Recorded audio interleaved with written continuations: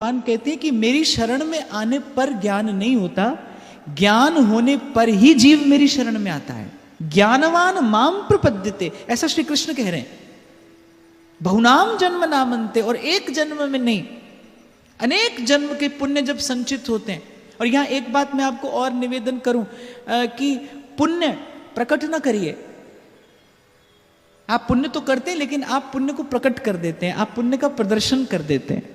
आप पुण्य के प्रति, पुण्य के प्रत्युत्तर में आप नाम चाहते हैं, यश चाहते हैं, प्रतिष्ठा चाहते हैं। तो आपने जितना पुण्य किया उतना पुण्य गंवाया, तो पुण्य संचित नहीं होता। और पुण्य संचित नहीं होता तो वो भगवान की ओर धकेलने में सबल नहीं हो पाता, समर्थ नहीं हो पाता। भगवान कह रहे हैं अनेक जन्मार्जितम पुण्यम अर्जितम। जब पुण्य अर्जित करते हैं आप, संचित करते हैं जब पुण्य, इसलिए 2 दिनों से मैं आपसे बार बार निवेदन कर रहा था, करिए और करते चले जाइए। क्यों? क्योंकि करना आपका कर्तव्य है। और विश्वास रखिए, समय आने पर प्रकृति उत्तर देती है, अवश्य देती है। समय आने पर उत्तर देती है। प्रकृति जानती है आपको कब इसकी सर्वाधिक आवश्यकता है।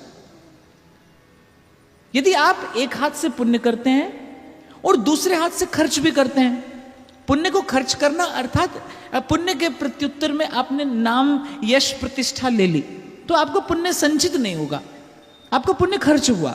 आपने एक हाथ से, जैसे कुछ लोग होते हैं ना, आजकल ये नई एक विचारधारा चल पड़ी, लेट्स चिल, एंजॉय, कमाइए और गंवाइए बस। आजकल ये विचारधारा चल पड़ी है। अभी कल तो मुझे एक व्यक्ति ने बताया, मैं बहुत ही आश्चर्य में पड़ा, मैंने पहली बार ये सब शब्द सुना, बड़ा अटपटा सा शब्द था, मैं भूल भी गया, चलो छोड़ो। फिर ऐसी विचारधारा चल पड़ी, भी एक हाथ से कमाइए, एक हाथ से गमाइए।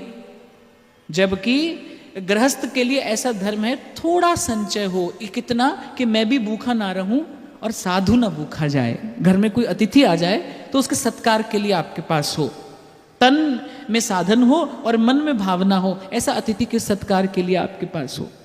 तो आप एक ओर से कमाइए, एक ओर से गंवाइए, तो आपके पास क्या रहा? आपकी संचित पूंजी तो कुछ नहीं है। बिल्कुल पुण्य भी ऐसा ही है, आप एक हाथ से कमा लीजिए, एक हाथ से गंवाते चले जाइए, फिर आपकी संचित पुण्य राशि क्या है? और जब तक पुण्य संचित नहीं होता तब तक वो आपको